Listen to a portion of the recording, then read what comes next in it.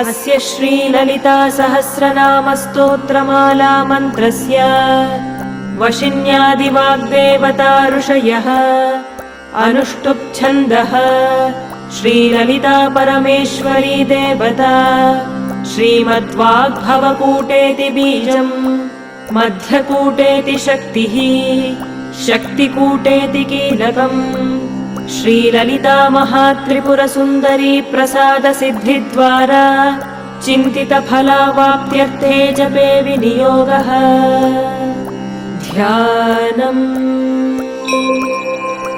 सिन्दूरारुणविग्रहाम् त्रिनयनाम् माणिक्यमौलिस्फुरत्तारानायकशेखराम् स्मितमुखीमापीनवक्षोरुहाम् पाणिभ्यामलिपूर्णरत्नचषकम् रक्तोत्पलम् बिभ्रतीम् सौम्याम् रत्नघटस्थरक्तचरणाम् ध्यायेत्परामम्बिकाम्।